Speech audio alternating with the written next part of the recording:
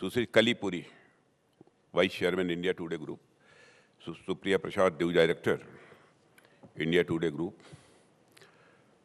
सबसे पहले मैं आभार व्यक्त करना चाहता हूं कि आपने मुझे इस कार्यक्रम में आमंत्रित किया है। साथियों, मैं ऐसा मानता हूं कि पिछले कुछ वर्षों से आज तक नेटवर्क ने जनता के बीच अपनी पहुंच जिस तरीके से बढ़ाई है और दर्शकों को जिस तरीके से अपने साथ जोड़ा है और उनकी आवाज बनकर यह आज तक उभरा है, उसके लिए आज तक नेटवर्क निश्चित रूप से बधाई का पात्र है। साथियों, आप लोगों ने पल पल की खबरों को जनता तक जल्द से जल्द पहुंचाने का जो जज्बा है, उसे देखते हुए मैं ये समझता हूं कि यह आज तक ही नहीं है, बल्कि अब तक है। और साथियों, G20 कार्यक्रमों की श्रृंखला में हो रहा यह कार्यक्रम हम सबको एक अवसर देता है कि हम नए भारत पर चर्चा करें और विचार करें। मुझे जो विषय दिया गया है वह है नया भारत, सशक्त भारत, और इसी विषय के अंतर्गत ही मैं अपने बातों को सीमित करूंगा। साथियों, सबसे पहले तो मैं नया भारत पर मैं अपनी बात यहाँ करना चाहूँगा कि नया भारत आखिर है क्या। बहुत लोग यह सोच सकते हैं कि कोई भी राष्ट्र यह नया कैसे हो सकता है, और हमारा राष्ट्र तो एक शाश्वत एंटिटी है, इटर्नल एंटिटी है, अतः उसमें नई और पुरानी जैसे चीजें कैसे आ सकती हैं। एक बार को नया देश आप उसे कह सकते हैं जो किसी देश से अलग हुआ हो। जैसे सोवियत संघ था, सोवियत संघ का डिसइंटीग्रेशन हुआ, कई देश बने, तो उन देशों को तो आप नया कह सकते हैं। भारत, पाकिस्तान अलग हुआ, नया देश आप कह सकते हैं। पाकिस्तान से बांग्लादेश अलग हुआ, उसे आप नया देश कह सकते हैं। इस प्रक्रिया में बने देशों को नया देश तो एक बार कहा जा सकता है, लेकिन जो राष्ट्र भारत जैसा सनातन और जीवंत हो और जिसकी सभ्यता व संस्कृति कई हजार वर्षों से सतत चली आ रही हो, उसे नया भारत कैसे कहा जा सकता है। लेकिन आप जब इन प्रश्नों की गहराई में जाएंगे तो स्वाभाविक रूप से आप ये देखेंगे कि नए भारत का अर्थ अपने राष्ट्रीय विचारों में, अपने राष्ट्रीय व्यवहार में और अपने राष्ट्रीय संस्कारों में नए होने से है। हम सब जानते हैं कि एक राष्ट्र की अपनी टेरिटरी होती है और उस टेरिटरी के अंदर जो लोग सार्वभौम राजनीतिक और सांस्कृतिक व्यवस्था के अंतर्गत काम करते हैं, उससे एक राष्ट्र बनता है। यह भी सही है कि यह टेरिटरी, यह पॉपुलेशन एवं इसका sovereign political and cultural system, यह तीनों ही अपने में परिवर्तनशील है। यह समय समय पर यह बदलते रहते हैं। एक देश के रूप में हमारे भीतर भी ऐसे कई बदलाव हुए हैं, लेकिन जब किसी राष्ट्र की चेतना में कोई बहुत बड़ा परिवर्तन होता है, तो उसकी व्यवस्था में कोई बहुत बड़ा परिवर्तन होता है, तो हम कह सकते हैं कि वह राष्ट्र अपने नए स्वरूप में लोगों के सामने आया है। उदाहरण के लिए 1947 में स्वतंत्रता के बाद हमारी लगभग पूरी राजनीतिक व्यवस्था ही बदल गई थी। तो उस समय हमने कहा कि एक नए भारत का निर्माण हुआ है। प्राचीन काल में भी आप देखें तो ऐसे अनेक उदाहरण मिलते हैं जहां देश को विदेशी आक्रांताओं से मुक्ति दिलाकर वहां के शासकों ने एक नए भारत की नींव रखी। मैं उदाहरण देना चाहता हूं, जैसे कुषाण, पहलव और शकों जैसे विदेशियों के शासन से मुक्ति दिलाकर जब भारत के अपने गुप्त वंश की नींव रखी गई, तो उस समय भी एक नए भारत का निर्माण हुआ।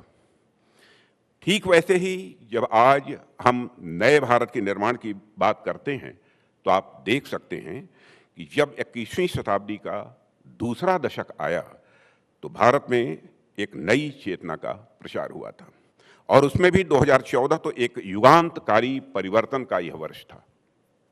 2014 के बाद जो परिवर्तन भारत में हुए, वह बहुत बड़े परिवर्तन थे। मैं बहुत अधिक विस्तार में तो नहीं ले जाना चाहूँगा, लेकिन संक्षेप में ही आपके सामने मैं बातें रखूँगा। वह परिवर्तन क्या थे? वह चाहे सिस्टेमिक चेंज की बात हो या फिर आइडियोलॉजिकल चेंज की बात हो, यह बदलाव जो भी हुए हैं वह बहुत ही दूरगामी हैं।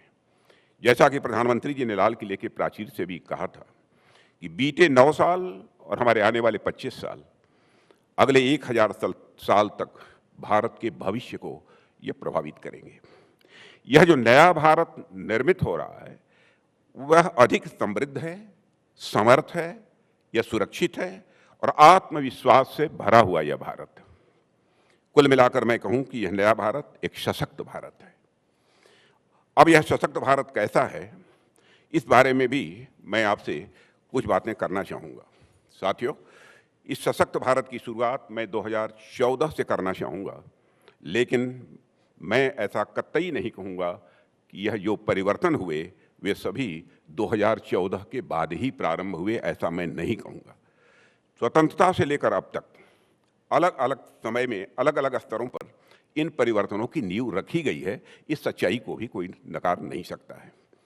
इसकी नींव तो महात्मा गांधी के नेतृत्व में स्वतंत्रता संग्राम सेनानियों द्वारा रखी गई थी, जिन्होंने इस देश को आज़ाद कराने में बहुत ही महत्वपूर्ण भूमिका निभाई थी। जरा आवश्यकता पड़ने पर उन्होंने अपना बलिदान भी दिया था।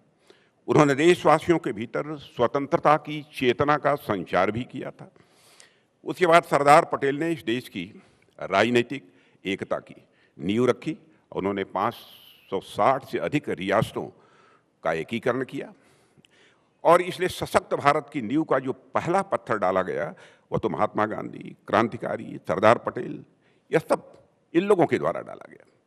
धीरे धीरे भारत स्वाभाविक रूप से विकास के पथ पर आगे बढ़ता गया और उसी समय खाद्यान्न के क्षेत्र में आयात पर निर्भर रहने वाला भारत हरित क्रांति के माध्यम से खाद्यान्न के मामले में आत्मनिर्भरता की ओर बढ़ चला। उसके बाद हमने अपने यहाँ आर्थिक विकास की एक महागाथा लिखी, जिसमें 1991 में आर्थिक सुधारों को जो हमने अपनाया था उसकी भी आपको जानकारी होगी। और उस समय 1991 में प्रधानमंत्री थे श्री नरसिम्हा राव जी और डॉक्टर मनमोहन सिंह जी उस सरकार में वित्त मंत्री थे। उन आर्थिक सुधारों के माध्यम से हम अपने नागरिकों की क्षमता पर विश्वास करके एक मार्केट इकोनॉमी की तरफ आगे बढ़े। समय का चक्र आगे बढ़ा तो हमने एक सशक्त राष्ट्र की दिशा में बहुत बड़ा कदम बढ़ाया। जब श्रद्धेय अटल जी के नेतृत्व में हमने पोखरण परमाणु परीक्षण यह जब किया, उस दौरान हम लोगों ने अटल जी के नेतृत्व में पूरे देश के प्रमुख स्थानों को सड़क मार्गों से भी जोड़ने का अभियान चलाया था। एक तरह से देश में इंफ्रास्ट्रक्चर डेवलपमेंट के क्षेत्र में एक नए अध्याय की उस समय शुरुआत हुई थी। मेरा यह सौभाग्य था कि अटल जी के मंत्रिमंडल में भी कुछ समय के लिए सरफेस ट्रांसपोर्ट मिनिस्टर यानी roads and highways, shipping, waterways, इस मंत्रालय की जिम्मेदारी भी संभालने का अवसर मिला था और उस दौरान मुझे भी उनके नेतृत्व में योगदान देने का अवसर प्राप्त हुआ था।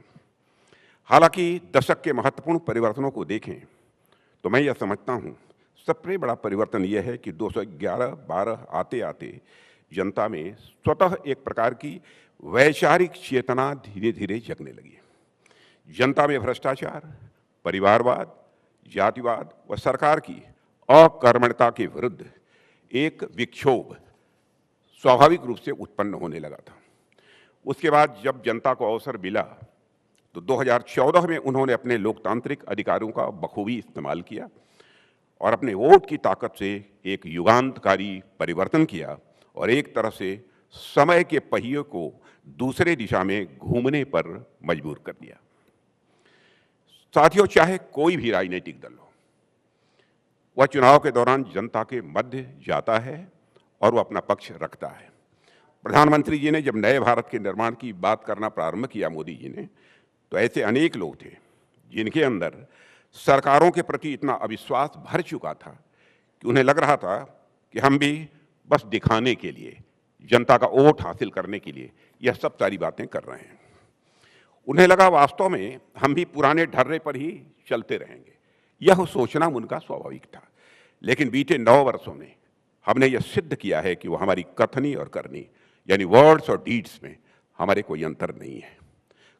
भारत की राजनीति में नेताओं के कथनी और करनी यानी वर्ड्स और डीड्स में अंतर होने के कारण ही भारत की राजनीति में विश्वास का संकट, क्राइसिस ऑफ क्रेडिबिलिटी पैदा हुई।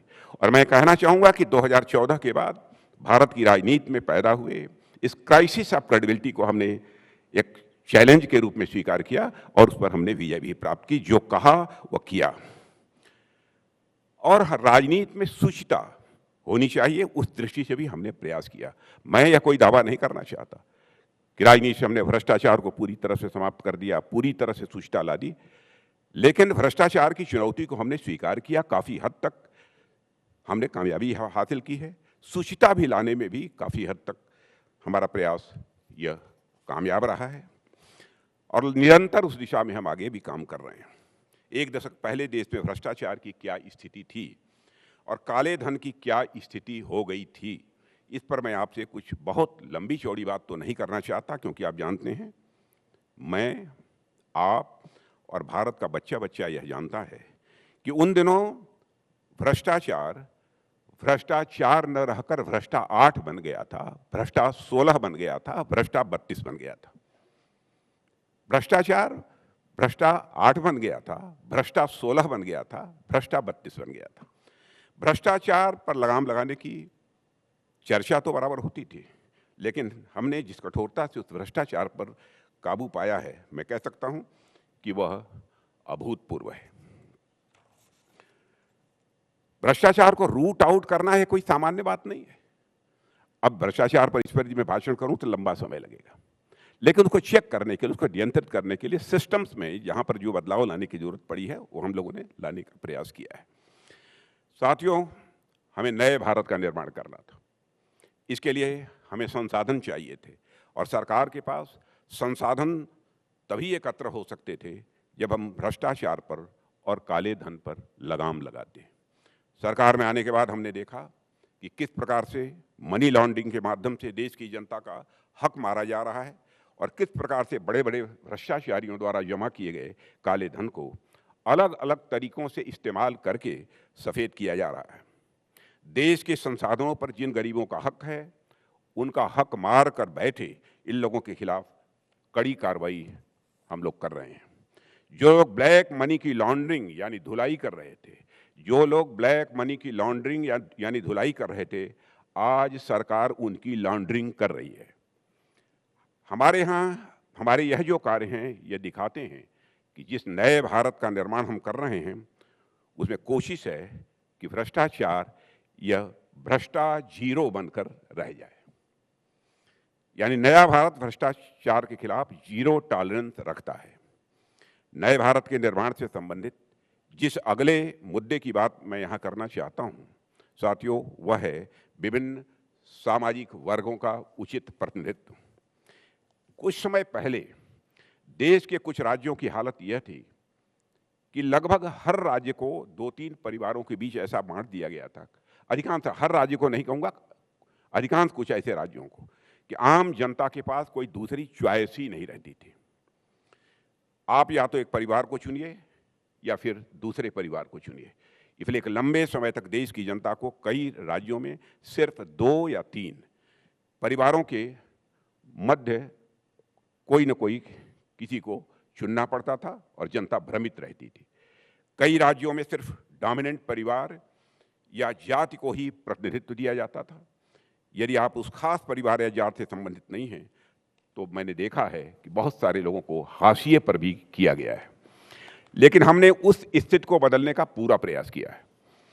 आप चाहे उत्तर प्रदेश देखें, मध्य प्रदेश देखें, गुजरात देखें या कोई और राज्य, हमने हर जगह प्रायः सभी वर्गों, शोषित, वंचित, पिछड़े, दलित, महिलाएं, सभी को न सिर्फ एक समान ट्रीट किया बल्कि उनको शासन व्यवस्था में उचित प्रतिनिधित्व जो देना चाहिए वो उचित प्रतिनिधित्व देने की हमने कोशिश की है।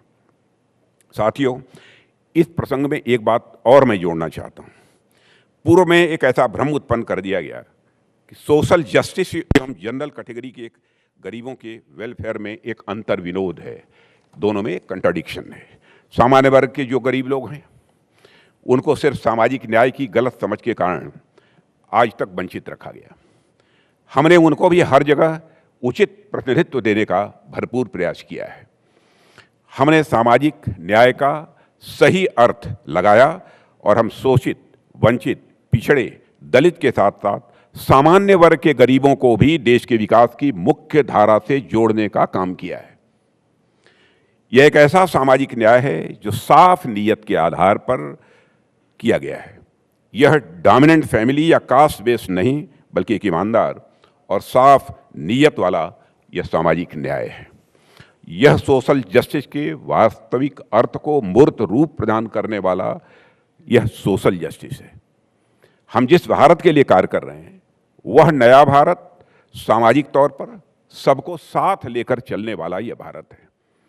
साथियों, नए भारत की एक और महत्वपूर्ण विशेषता यह है कि जिस नए भारत का निर्माण हम कर रहे हैं उस नए भारत में सांस्कृतिक स्तर पर कोई इन्फीरियरिटी कॉम्प्लेक्स नहीं है।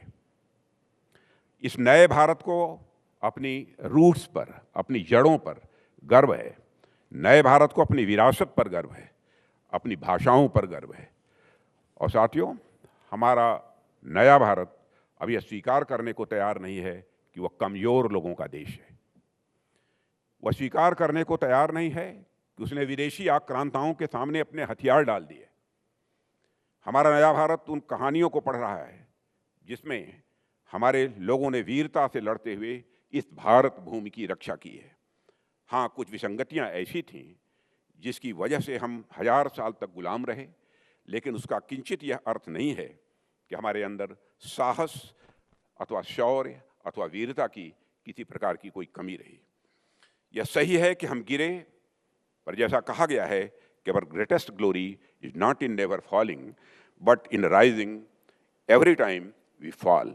यानी हमारी महानता कभी न गिरने में नहीं, बल्कि गिरकर उठ खड़े होने में। हम दोबारा उससे कहीं अधिक आत्मविश्वास के साथ उठकर खड़े हुए हैं। साथियों, हमारी भारतीय संस्कृति एक ऐसी संस्कृति है जिस पर हजारों वर्षों से लगातार विदेशी आक्रांताओं ने आक्रमण किए। हमारे पूर्वजों ने डटकर उन आक्रमणकारियों का सामना भी किया, लेकिन कुछ समस्याएं भी नहीं जिनके कारण वह पराजित हुए। आप मध्यकालीन भारत के इतिहास को यदि देखें तो आप यह पाएंगे कि अरब, तुर्क या मंगोल हों जैसे आक्रमणकारी यह भारत आए, जिनके आक्रमण का उद्देश्य लूटपाट के साथ वहाँ के धर्म व संस्कृत को भी विध्वंस करना था। जिन्होंने इस धरती पर न सिर्फ नरसंहार किया बल्कि कई बार धर्मांतरण भी कराया। साथियों, अपने जीवन का भय सबसे बड़ा भय होता है किसी भी मनुष्य की जिंदगी में। इस सच्चाई से भी हम अच्छी तरह अवगत हैं। और अपने भगवान का सहारा मनुष्य के जीवन में सबसे बड़ा सहारा भी होता है। जब हमारे मंदिरों का विध्वंस हुआ, भारतीयों की आध्यात्मिक चेतना पर चोट की गई और आस्था पर चोट मारने का प्रयास किया गया, तो इस देश में बड़े पैमाने पर नरसंहार भी हुआ। उस समय मंदिर तोड़े गए, धर्मांतरण हुआ, लेकिन फिर भी आज स्थिति यह है कि इस देश में सनातन धर्मावलंबी 80% से कहीं ज़्यादा है। मित्रों, आप दुनिया में ऐसे किसी भी देश का उदाहरण नहीं दे सकते जिस देश में सांस्कृतिक चेतना पर 1000 वर्ष तक इतने प्रहार लगातार हुए हों, जहां आम जन के जान, सम्मान और भगवान पर लगातार खतरे मंडराए हों, लेकिन फिर भी आज वह धर्म जीवित है, वह संस्कृति जीवित है, वह समाज जीवित है। हमारी मूर्तियों को इसी उद्देश्य से खंडित किया गया कि इस मूर्ति भंजन से यह संस्कृति ही पूरी तरह से समाप्त हो जाएगी। लेकिन जो लोग सनातन धर्म को सिर्फ मूर्तियों से जोड़कर देखते हैं वह संकीर्ण सोच वाले लोग हैं, ऐसा मैं मानता हूं। मूर्तियां और पूजा पद्धति सनातन का एक भाग अवश्य हैं, लेकिन वह सब कुछ नहीं है। लेकिन सनातन संस्कृति मूर्तियों से कहीं अधिक ऊपर है। इसलिए इस संस्कृति को खत्म करने के सारे प्रयास जो किए गए वह असफल सिद्ध हुए और आज भी वह संस्कृति अपने पूरे वैभव के साथ खड़ी है। किसी ने कहा भी है, कुछ बात है कि हस्ती मिटती नहीं हमारी। यूं ही यह नहीं कहा गया, वह भी एक ऐसे शख्स द्वारा जो सनातन संस्कृति, जो हमारा इटर्नल कल्चर है, उससे सीधा जुड़ा हुआ नहीं था। इस बात के पीछे एक तर्क है, एक ताकत है और एक विश्वास भी है। साथियों, एक राष्ट्र अपने किस्से कहानियों, अपने नैरेटिव से बनता है और जब किस्से कहानियां टूट जाती हैं तो स्वाभाविक रूप से वह राष्ट्र भी टूट जाता है। और इस राष्ट्र को तोड़ने के लिए इस देश के किस्से और कहानियों को, इस देश के नैरेटिव्स को भी तोड़ा गया। आक्रांताओं के मिथकों को एक तथ्य के रूप में पेश करने की कोशिश की गई। लेकिन अब नए भारत में स्थिति बदल रही है। वो कहते हैं ना कि nations weakened not because of their past but rather by how they are taught. अर्थात राष्ट्र अपने अतीत के कारण कमजोर नहीं होते, बल्कि इस कारण कमजोर होते हैं कि उन्हें अतीत के बारे में क्या पढ़ाया जाता है। अब हमारे बच्चों को रानी लक्ष्मीबाई के बारे में पढ़ाया जा रहा है।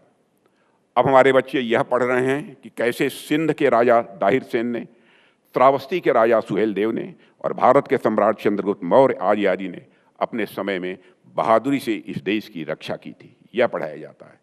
अब हम गुलामी की मानसिकता को तोड़कर एक नए भारत के निर्माण की ओर तेजी से आगे बढ़ रहे हैं। अब हम कह सकते हैं कि false narrative of slavery and cowardice has been replaced by the true narrative of bravery and patriotism. गुलामी और कायरता की जो फॉल्स नैरेटिव था, उसके स्थान पर अब हम बहादुरी और राष्ट्र प्रेम, अब यह हमारा नैरेटिव बन गया है। साथियों, हमारे नेशनल डीएनए में कई बार कई बार यह डैमेज करने का भी प्रयास किया गया है। लेकिन हमारा डीएनए इतना कमजोर न था, न है, न रहेगा कि इन आघातों से टूटकर वह बिखर जाए। नए भारत में हमारा वही शाश्वत और अखंड डीएनए आज भी विद्यमान है।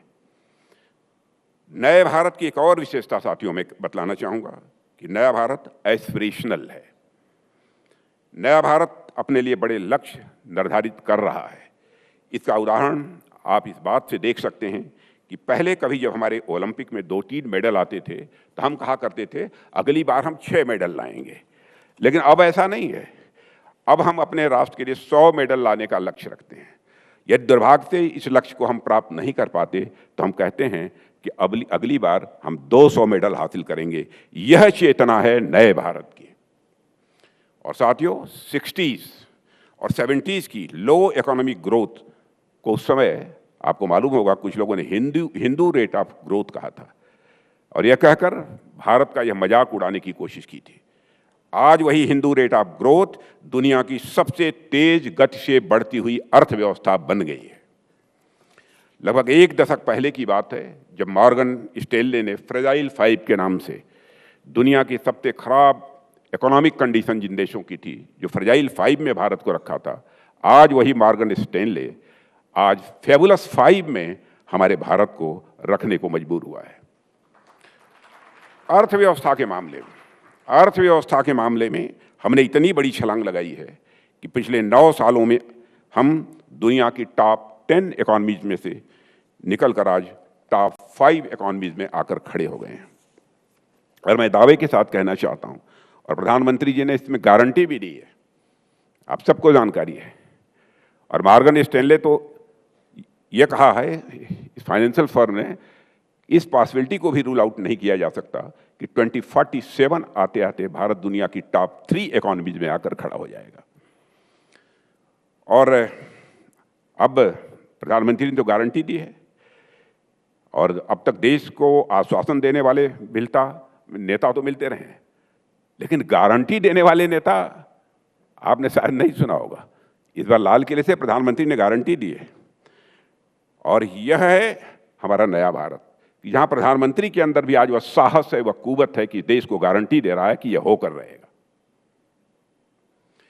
और चूंकि नया भारत एक एस्पिरेशनल भारत है, इसलिए मेरा तो यह भी मानना है कि यदि हम इसी प्रकार से आगे बढ़ते रहे तो 2047 तक, 2047 आते तक भारत एक विकसित भारत तो बनेगा ही, लेकिन इस बात को जल्दी मानने को लोग तैयार नहीं हैं कि भारत दुनिया की सबसे बड़ी इकोनॉमी बन जाए, सबसे बड़ी अर्थव्यवस्था बन जाए। मुझे लगता है कि लक्ष्य हमारा यही होना चाहिए कि 2047 आते आते हम दुनिया की सबसे बड़ी अर्थव्यवस्था बनकर खड़े होंगे। तीसरे टर्म में हमारी तैयारी भारत को $5 ट्रिलियन की अर्थव्यवस्था के साथ साथ दुनिया के टॉप 3 इकोनॉमी में शामिल कराने की है। मुझे याद है कि जब प्रधानमंत्री मोदी जी ने इस बारे में क्षमा करिएगा, हमको पानी दे दीजिए।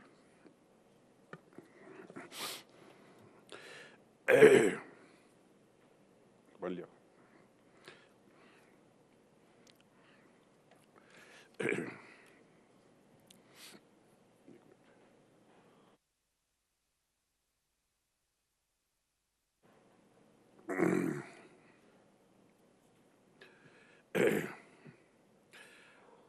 मैं आपको याद दिलाना चाहता हूं कि तीसरे टर्म में हमारी तैयारी भारत को $5 ट्रिलियन की अर्थव्यवस्था के साथ साथ दुनिया की टॉप 3 इकोनॉमीज में शामिल कराने की है। और मुझे याद है कि जब प्रधानमंत्री मोदी जी ने इस बारे में मोदी गारंटी दी थी, तो एक कांग्रेस के नेता ने यह कहा था कि मोदी जी इन बातों की गारंटी दे रहे हैं जिनका होना पहले से तय है, क्योंकि दुनिया के बड़े बड़े समीक्षक इसका प्रोजेक्शन दे रहे हैं कि 2027 तक भारत दुनिया की टॉप 3 इकोनॉमीज होगी। सही बात है, मॉर्गन स्टैनली की रिपोर्ट, जैसा मैंने आपसे कहा कि वह है, गोल्डमैन सैक्स जैसी विश्व प्रसिद्ध फाइनेंशियल फर्मों ने भी इस बारे में यही रिपोर्ट दी है। मगर वो हमारे जो कांग्रेस के मित्र हैं, मैं मानता हूं कि उनका यह नज़रिया यह भ्रामक है। ऐसा मैं क्यों कह रहा हूं? इसलिए कह रहा हूं, इसका कारण है यह सारी रिपोर्ट्स जिस धरातल पर लिखी जा रही है उसे प्रधानमंत्री मोदी जी के नेतृत्व में एनडीए की सरकार ने पिछले 9 वर्षों में बड़े यत्न और परिश्रम के साथ तैयार किया है। इसलिए मैं कह रहा हूं, ये सारे प्रोजेक्शंस उस समय धरे के धरे रह जाएंगे यदि यह मजबूत जमीन किसी अप्रत्याशित कारणों से खिसक जाए, जिस जमीन को तैयार करने का काम मोदी जी के नेतृत्व में हमारी सरकार ने किया है। साथियों, इतिहास गवाह है कि न जाने कितने ऐसे देश रहे हैं जिन्होंने कुछ समय तक अच्छा विकास किया है और माना जाता था कि जल्द ही वह देश विकसित देशों की कतार में आकर खड़े हो जाएंगे। उदाहरण स्वरूप मैं आपको बतलाना चाहूँगा कि एक समय अर्जेंटीना, ब्राज़ील, वेनेजुएला, मिस्र, साउथ अफ्रीका और यहाँ तक कि नॉर्थ कोरिया भी ब्रेकआउट नेशंस की श्रेणी में गिने जाते थे। आज इनमें से अधिकांश देश रास्ता भटक चुके हैं। साथियों, ज़्यादा दूर नहीं जाते हैं, साल 2000 में गोल्डमैन सैक्स ने ही ब्रिक्स यह शब्द क्वाइन किया था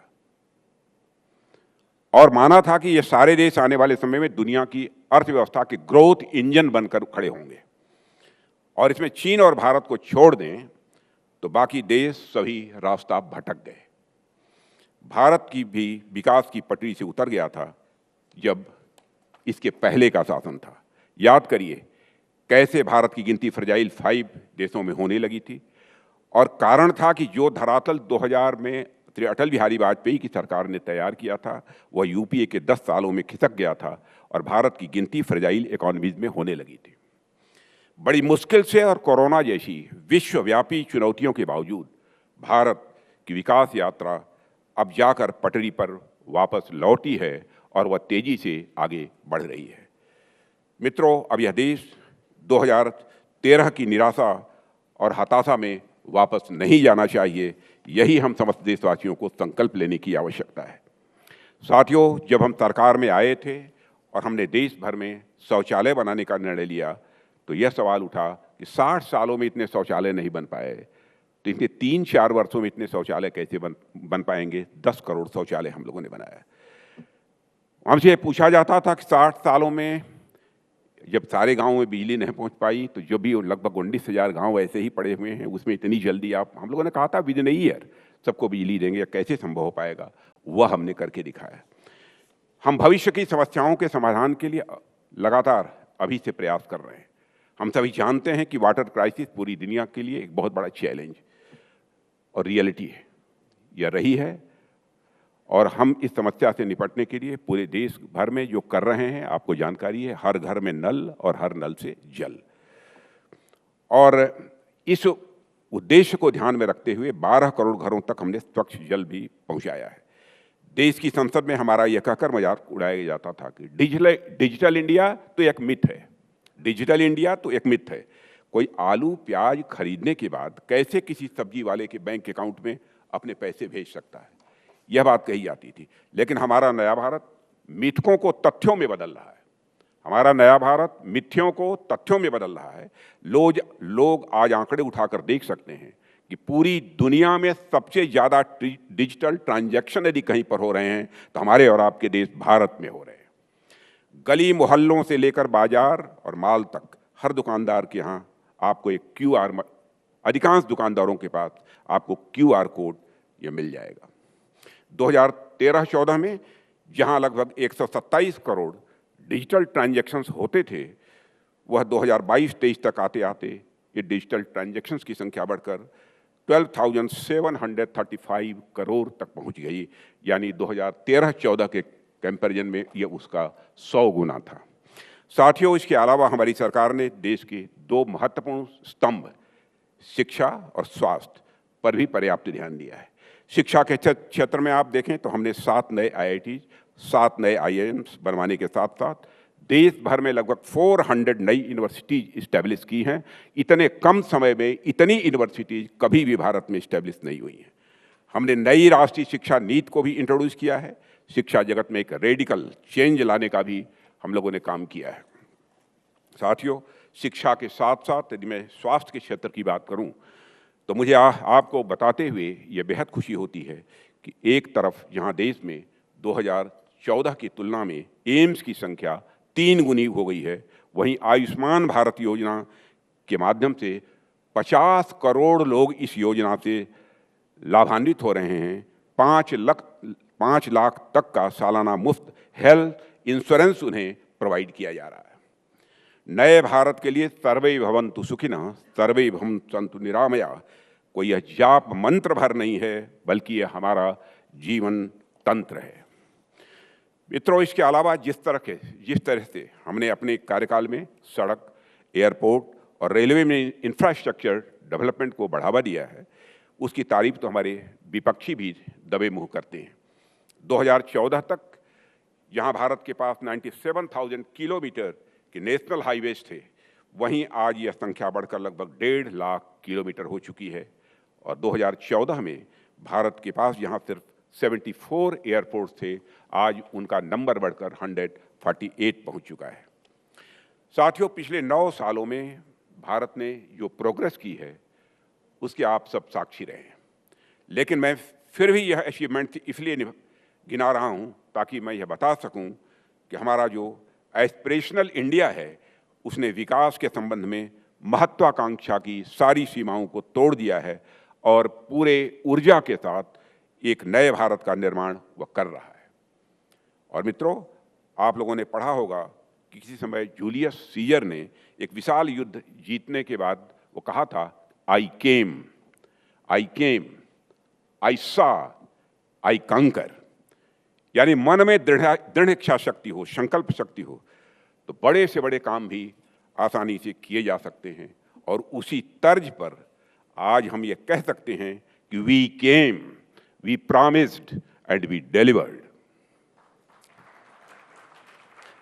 मित्रों, एक सरकार के तौर पर थोड़ी मैं यहाँ गरीबी की चर्चा करूँगा। एक सरकार के तौर पर हमने गरीबी के दुष्चक्र पर बहुत ही मजबूती से प्रहार किया है। और ये हमारी बात नहीं है, दुनिया की बड़ी बड़ी एजेंसीज की रिपोर्ट के आधार पर यह बात मैं कह रहा हूँ। नीति आयोग की रिपोर्ट के अनुसार पिछले 5 वर्षों में 13.5 करोड़ से अधिक लोग गरीबी रेखा से बाहर निकले। दुनिया के बड़े संगठन भी कई बार गरीबी खत्म करने की दिशा में हमारे प्रयास की यह सराहना कर चुके हैं। वर्ल्ड बैंक की भी एक रिपोर्ट है जिसमें यह लिखा गया है कि कम समय में करीब 40 करोड़ भारतीय गरीबी रेखा से बाहर हुए हैं। और इसी तरह इंटरनेशनल मॉनेटरी फंड की भी एक रिपोर्ट है जो ये कहती है कि भारत की एक्सट्रीम पॉवर्टी यानी अति गरीबी लगभग समाप्त हो चुकी है। मैं नहीं कह रहा हूँ, इंटरनेशनल मॉनेटरी फंड की यह रिपोर्ट कहती है।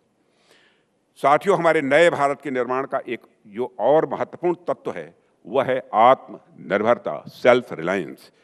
सरकार में आने के साथ ही हमने इस बात पर जोर दिया कि एक राष्ट्र के तौर पर हम पूरी तरह से इंपोर्ट पर लंबे समय तक निर्भर नहीं रह सकते हैं।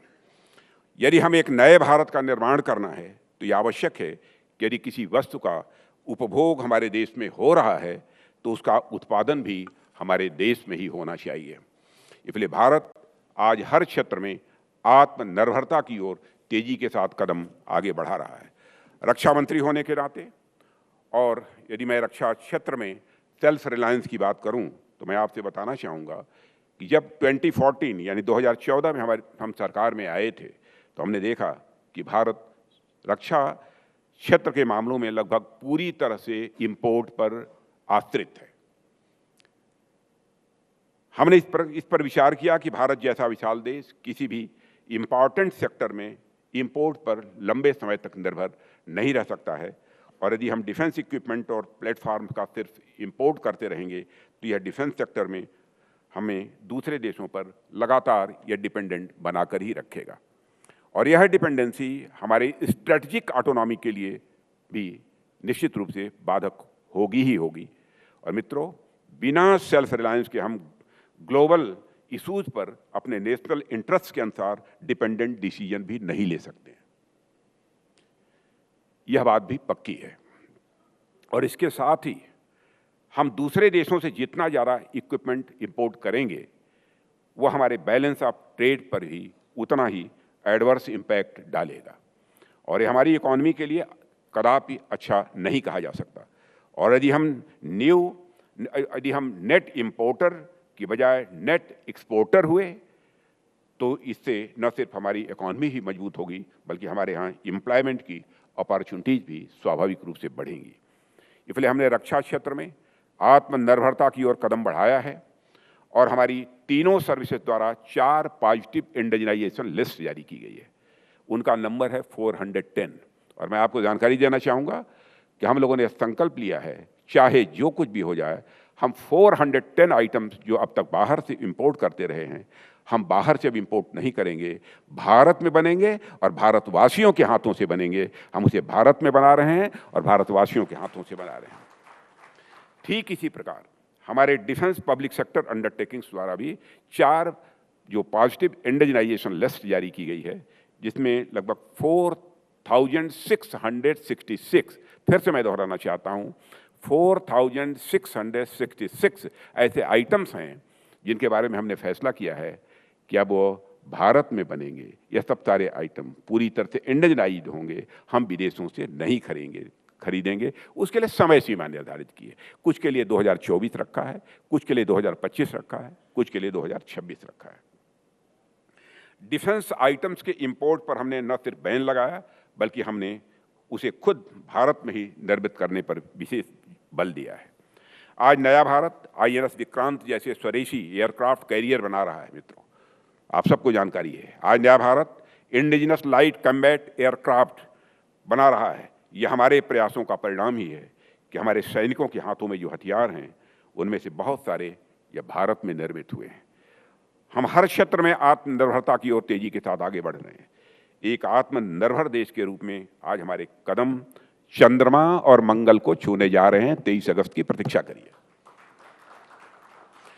अब रूस का भी चला है, उनकी डेट 22 अगस्त है, लूना 25। और मैं इतनी बात विश्वास के साथ कह सकता हूं, हमारी सेना का जहां तक सवाल है, मैं दावे के साथ कह सकता हूं कि हमारी सेना की कैपेबिलिटी भी बढ़ी है और कॉन्फिडेंस भी बढ़ा है।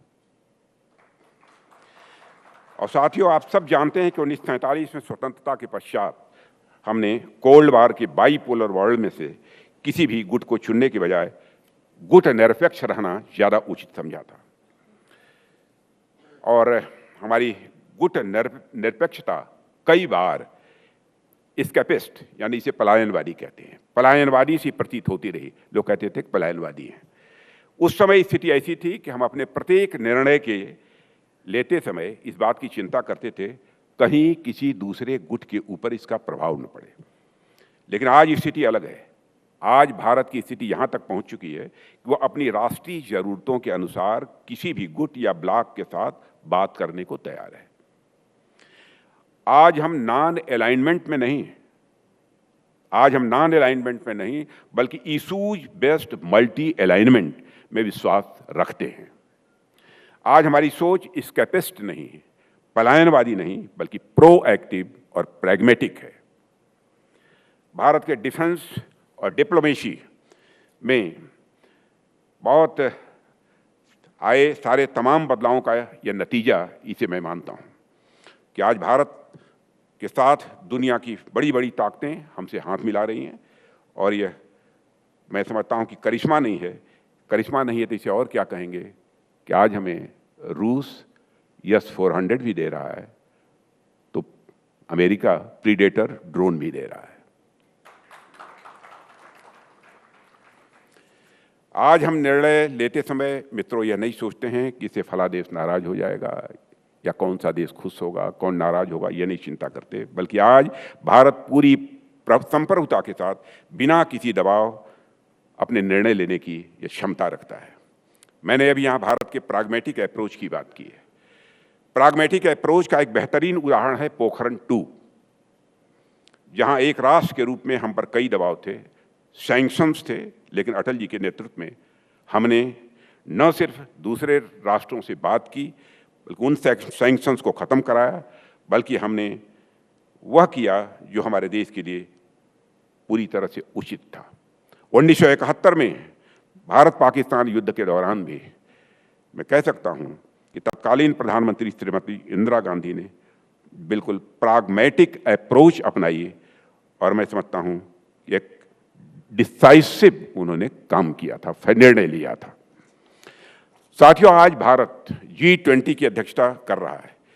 G20 जो दुनिया के लगभग 50% क्षेत्रफल तथा लगभग 60% आबादी का प्रतिनिधित्व करता है, जो दुनिया की आर्थिक व्यवस्था को गाइड करने का एक बहुत बड़ा यह मंच है। उसकी अध्यक्षता भारत के लिए एक बड़ी बात है। साथ ही यह भारत के मल्टी अलाइनमेंट अप्रोच का भी एक उदाहरण है। साथियों, मैं जानता हूं इस मामले में कुछ और लोग दूसरे तर्क देते हैं, क्योंकि एक इंटरव्यूज मैंने 2-3 घंटे पहले सुना है, लेकिन उस तर्क में यदि मैं जाऊंगा तो लंबा समय लगेगा।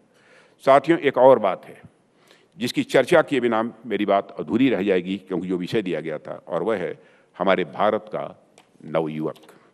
आज इस देश के युवा न सिर्फ राजनीतिक और सामाजिक बल्कि वैचारिक तौर पर भी लगातार समृद्ध हो रहे हैं और साथ ही साथ मुखर भी हो रहे हैं। आज देश के युवा नौकरी मांगने वाले नहीं, बल्कि नौकरी देने वाले अब बन रहे हैं। मैं नहीं कहता हूं कि बन गए, बन रहे हैं। उस दिशा में तेजी के साथ हमने कदम आगे बढ़ाए हैं। भारत में लगातार स्टार्टअप्स की संख्या बढ़ रही है। अब स्टार्टअप्स की संख्या लोग बतलाते हैं, कोई कहता है 1,10,000, 1,20,000, 25,000।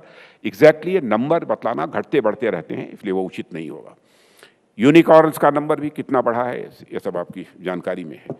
यह सब जो कुछ नंबर्स हमारे स्टार्टअप्स और यूनिकॉर्न्स के बढ़ रहे हैं, मैं मानता हूं कि हमारे देश के नौजवानों की प्रतिभा, हमारे देश के नौजवानों की क्षमता, हमारे देश के नौजवानों की शक्ति का यह एक पहचान है। और साथियों, मेरा विश्वास करिए कि जिस देश के पास लगभग 40 करोड़ नौजवान और उसके 80 करोड़ मजबूत हाथ हों, उस देश को भविष्य में किसी के आगे हाथ फैलाने की आवश्यकता अब नहीं पड़ने वाली है, ऐसा मेरा पक्का विश्वास है। और साथियों, अब तक की बातों का सार आपसे यदि मैं कहूं तो ये यही होगा कि हमने विगत 1 दशक में अब नए भारत की इमारत का ढांचा तैयार कर दिया है।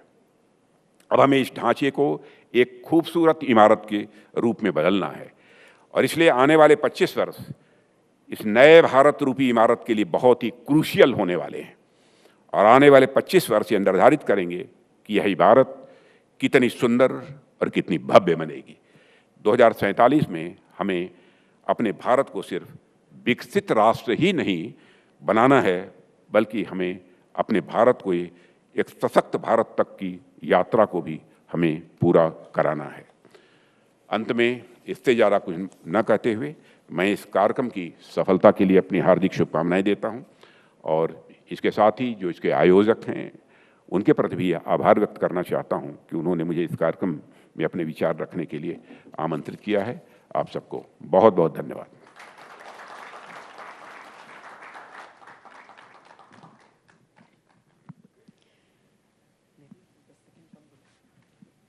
राजनाथ जी की तबीयत आज ख़राब थी और गले में भी उनको कष्ट था, पर उसके बावजूद यहाँ पर आए हैं।